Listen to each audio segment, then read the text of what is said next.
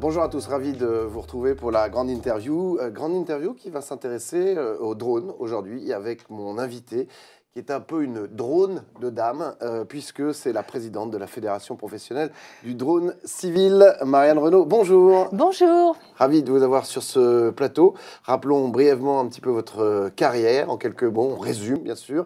Ancienne de chez Dassault, hein, d'abord pour les essais en vol à Istres, puis à la direction des programmes des avions de patrouille et surveillance maritime à la direction générale basée à Saint-Cloud, puis chez Airbus pour le programme Harfang, qui est un système de drones destiné à équiper l'armée de l'air française. Hein. Donc vous avez baigné dedans. On va rentrer dans le vif du sujet. Il y aura deux parties dans cette émission. Là, on va s'intéresser un peu à l'économie, aux chiffres, aux récents chiffres de ce marché du drone à usage professionnel, hein, je le souligne. On ne parle pas de loisirs aujourd'hui, ni trop de militaires. C'est un marché relativement récent, quoi, 10 ans. 2012, globalement. Ouais, 2012. Les premières réglementations. La fédération, elle, date de 2013. Et effectivement, c'est un marché qui, dès le début, a été vu comme étant en essor. L'essor cette année est un petit peu ralenti. Parce c'est justement la question que je voulais poser. Un marché en essor, mais n'est-il pas essoré finalement ce marché? Non. Puisque il continue de progresser. Oui. Hein, mais j'ai quelques chiffres. Depuis 2013, les hausses sont en baisse, si je peux m'exprimer ainsi. On était à plus 92% en 2014. Plus 69 en 2015, plus 55 en 2016, plus 43 en 2017. Combien en 2018? Bon, il y avait une prévision sur de plus 37. Oui, ça doit être à peu près ça, franchement, ça doit être à peu près ça. Ce qui est sûr, c'est que l'année 2018 et 2019, c'est vraiment l'année de la consolidation, de la structuration de la filière. On a eu une croissance qui était très importante, qui était dominée par l'audiovisuel, essentiellement. C'est-à-dire que les drones étaient vraiment utilisés dans des applications de photographie, de vidéo, donc c'était vraiment de la captation. Etc. Voilà, c'est ouais, ça. Tout à fait. Et on passe doucement un marché vraiment de professionnels où le drone devient un outil au service d'un métier. D'accord. Et donc forcément, ça crée une adaptation évidente, enfin nécessaire, hein, et ça crée une consolidation. Donc un essor qui se ralentit un petit peu. Mais très probablement pour mieux repartir dans quelques années. Là maintenant, je pense qu'on en parlera, vous me poserez des questions j'imagine, sur la technologie. Donc maintenant, on est sur des phases où il faut faire sauter des verrous technologiques, où on trouve également l'arrivée d'une nouvelle réglementation qui sera la réglementation européenne. Donc au final, chacun se prépare un peu à un changement de perspective et un changement de ses débouchés professionnels. Est-ce que, comme pour certains artistes de la chanson qui disent, pour moi c'est l'album de la maturité, est-ce que ce marché est arrivé à maturité finalement, avec ces chiffres qui restent performants mais qui sont en baisse Non, pas encore. Pas encore pour vous? Pas encore. D'accord. Non, pas encore. On va vraiment avoir un déplacement, je pense. Hein. Ouais. On va avoir un déplacement dans des applications qui, encore une fois, seront beaucoup plus le drone en tant qu'outil. Aujourd'hui, toutes les personnes, toutes les sociétés qui voulaient faire fortune dans le drone en imaginant que c'était un peu la poule aux œufs d'or au départ. Hein. Voilà, tout à fait. Ouais. Et ça, maintenant, ça n'existe plus. Il y a eu des concentrations, des rachats, quelques faillites. Oui, c'est ça. Il y a eu une... Ça a assaini le marché, on peut dire, peut-être, non? Oui, c'est surtout qu'en fait, le marché a été saturé. D'accord. Très honnêtement, le marché a été saturé. Les gens se sont engouffrés en pensant vraiment que c'était une solution, que c'était la poule aux œufs d'or, comme vous dites, hein, c'est vrai. Et puis, et ce n'est plus du tout le cas. D'accord. Et c'est vraiment un marché dans lequel il faut s'engager, mais en tant que drone, enfin, si on a une expertise, et on va utiliser le drone en tant qu'outil. C'est ça, on en parlera dans la deuxième partie de l'émission, justement, de ces utilisations diverses et variées. Donc, vous pensez qu'aujourd'hui, il y a moins de surpopulation au niveau des opérateurs ? Il y en a encore, et malheureusement, je pense qu'ils vont devoir faire face à l'arrivée de l'Europe, donc des opérateurs qui seront étrangers, qui seront probablement moins formés ou en tous les cas moins diplômés qu'eux-mêmes. Donc, ce qui signifie qu'il va falloir qu'ils se positionnent, qu'ils fassent leur propre stratégie. On a eu notre assemblée générale il n'y a pas très longtemps et c'était vraiment le message qu'on a délivré à nos adhérents. Trouvez votre propre stratégie en fonction des marchés que vous allez viser dans les années qui viennent. Mais forcément, ça ne sera pas les mêmes. C'est individuellement, pour la majorité d'entre eux, ça ne sera pas les mêmes.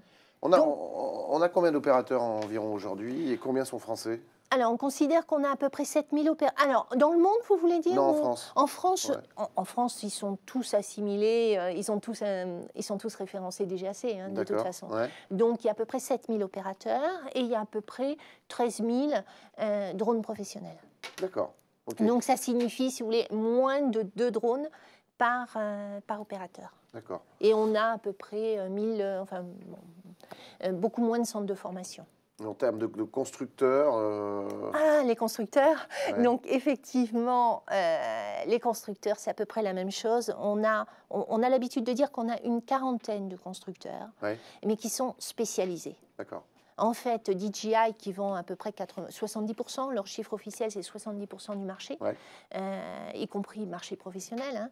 Et donc, à côté d'eux, on a vraiment des constructeurs qui sont très experts. D'accord. Est-ce que on a parlé des chiffres tout à l'heure, qui sont encore en progression, mais quand même un petit peu en tassement. Comme dans beaucoup de secteurs de la sécurité, là aussi, c'est lié à la guerre des prix. Alors, est-ce qu'il y a entre les opérateurs une réelle guerre des prix qui s'est déclenchée? Alors, je ne pense pas. Je pense que la guerre des prix, elle est beaucoup plus pour des opérateurs qui ne sont pas professionnels. Et ça, c'est vraiment le gros problème et le gros danger, et la problématique qu'il faut que les autorités françaises arrivent à résoudre aussi, eux aussi, hein, c'est la concurrence sauvage. C'est-à-dire que il y a des télépilotes aujourd'hui qui proposent des services qui ne sont pas professionnels, qui ne sont pas assurés, qui n'ont pas passé les diplômes et qui n'ont pas les références de professionnels. C'est obligatoire ça aujourd'hui. Oui, mais c'est de la concurrence sauvage, entièrement. Et donc là, si vous voulez, la guerre des prix, elle est là. Parce qu'entre un professionnel qui va faire un contrat et qui va vouloir vivre avec les charges et qui va vouloir en vivre, par rapport à des personnes qui vont faire ça le week-end en appoint de leur salaire par ailleurs. Pareil, dans la sécurité aussi, on retrouve ça? Dans la sécurité, un peu moins. Ou éventuellement l'audiovisuel. Pour l'audiovisuel, oui. Beaucoup pour l'audiovisuel, les photos de mariage. Dans la sécurité, quand même. Dans la sécurité, moins. Moins, parce que je pense que dans la sécurité, les professionnels font plus attention au référencement. Donc, ça, oui, dans la sécurité, on trouve un peu moins. À ce propos, d'ailleurs, est-ce que la part de la sécurité augmente dans le marché global? Oui, tout à fait. C'est-à-dire qu'on est à combien de pourcents aujourd'hui? Alors, il y a quelques années, on évaluait à 5%, on va dire, il y a quelques années, hein, c'était les chiffres. Bon, théoriquement, on pense que l'année prochaine, tout au moins 2020, on va arriver à 20%. Après, tout dépend, encore une fois, des usages, des scénarios, de la législation européenne. Et des verrous technologiques. On va en parler de ces usages dans la deuxième partie. Aujourd'hui, les principaux acteurs de ce secteur, dans la sécurité, qui sont-ils? Comment sont-ils positionnés? Est-ce qu'ils progressent? Alors, nous avons des professionnels français, c'est assez difficile de les citer parce que j'ai forcément envie de citer plus mes adhérents que les autres. Citez-en au moins 3, on va faire comme à la télé. Bon, alors on va dire Drone Protect System, par exemple. On a Drone Volt aussi. Après, d'autres ne sont plus adhérents, mais sont très liés à la fédération qui est Azure Drone, qui a été un des fondateurs Stéphane Morelli, qui a été un des fondateurs de la fédération. On a également Novaderm, par exemple, qui sont... Et comment se situe-t-il aujourd'hui? Est-ce que c'est les sociétés qui progressent? Est-ce que ce sont des sociétés qui sont nées grâce aux drones? Est-ce que finalement elles ont été affiliées à des grands groupes de sécurité qui ont fait... qui cohabitent avec eux ou qui ont fait des rachats? Non, ils cherchent plutôt... Alors, ça dépend. Après, chaque cas est particulier, bien évidemment. Hein. Il y a des levées de fonds. D'accord. Il y a des regroupements avec d'autres constructeurs de drones, des associations, voilà. Et puis, il y a des orientations qui sont peut-être un peu plus militaires aussi. D'accord. Donc après, après c'est difficile de faire. En fait, le problème de cette filière drone, c'est qu'il est très compliqué de faire des généralités. Oui, c'est sûr. Donc c'est assez compliqué de répondre à votre question. Est-ce qu'il y a quand même, pour revenir sur cette question, des grands groupes de sécurité qui se sont intéressés de près à ce marché pour soit racheter effectivement des sociétés existantes, soit carrément développer leur secteur drone? Est-ce qu'on remarque ça aussi de façon importante?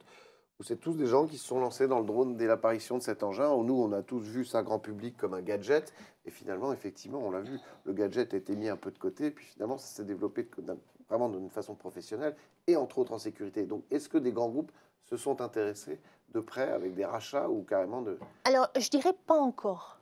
Ah oui. Ça peut arriver, mais pas encore. Pour le moment, ce sont plutôt des sociétés qui se sont créées et qui se sont orientées vers un certain nombre d'usages, dont la sécurité. Donc pour certains, ils se sont spécialisés dans la sécurité. Ouais. Pour d'autres, c'est une de leurs activités. D'accord. Donc quand une grosse entreprise de sécurité veut offrir une offre globale, comment elle fait? Elle s'adresse à... Elle prend un prestataire, alors. Voilà, c'est ça. D'accord. Elle n'a pas encore intégré, a priori. Non, pas ma connaissance. Mais encore une fois, alors, ce marché a deux caractéristiques. C'est que il est très difficile.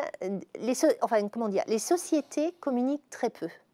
Elles communiquent sur leurs innovations, mais par rapport à d'autres écosystèmes, le milieu du drone, commercialement, est quand même un petit peu secret, en fait, toujours. Mais secret au sens confidentiel, c'est-à-dire ils ne veulent pas trop partager. C'est une des caractéristiques. Et la deuxième caractéristique, c'est ce que je vous disais tout à l'heure, il y a beaucoup de cas particuliers au final. D'accord. Pour terminer cette première partie, je voulais parler justement de tout ce qui est juridique, des lois et des droits. C'est vrai que en France, on est vraiment à ce niveau-là. Alors, il y a des avantages et des inconvénients, quand même sujet à de nombreuses lois, et le drone n'y échappe pas. Beaucoup ont pensé qu'effectivement, ça serait la poule aux odeurs, que ça serait extrêmement facile de faire voler des drones n'importe comment. Ce n'est pas le cas. Comment ça se passe depuis la création? Avec qui vous travaillez justement pour progresser à ce niveau-là? Et est-ce que ça avance? Oui, alors ça avance. Avec qui on travaille? On a la chance en France d'avoir eu la DGAC qui a voulu rassembler les différents intervenants. Et donc pour cela, elle a créé le Conseil des drones civils. D'accord. Dont le secrétaire général dépend est salarié de la DGAC. Hein. Et donc, c'est vraiment une structure qui veut rassembler l'ensemble des intervenants, des professionnels, y compris alors, les constructeurs, les opérateurs, les centres de formation. Il y a un certain nombre de groupes de travail dans le cadre du Conseil pour les drones civils, en fonction des thématiques. Et ce sont vraiment des instances de réflexion pour éventuellement faire progresser la réglementation ou faire progresser les usages, et en tous les cas adapter et avoir connaissance de la filière et de ce qui se passe dans la filière. D'accord. Donc c'est vraiment fondamental.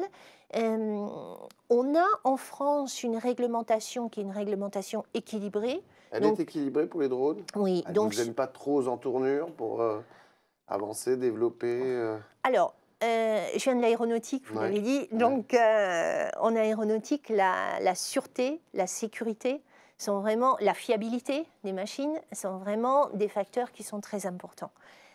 Et donc, je la trouve équilibrée. Ce qui est sûr, c'est qu'on a évité des accidents majeurs qui tueraient la filière. Donc, c'est clair. Les règles sont également établies, donc les progrès techniques doivent être faits pour, comme je vous disais tout à l'heure, faire sauter les verrous et développer de nouveaux usages.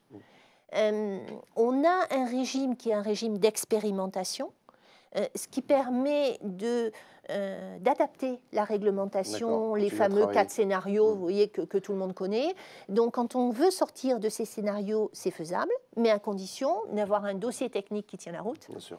Et à condition d'avoir une analyse générale, globale, de l'endroit où on veut opérer. Très bien, c'est la fin de cette première partie de cette grande interview consacrée aux drones. On se retrouve dans la seconde pour parler justement d'évolution technologique et des différents champs d'intervention. À tout de suite.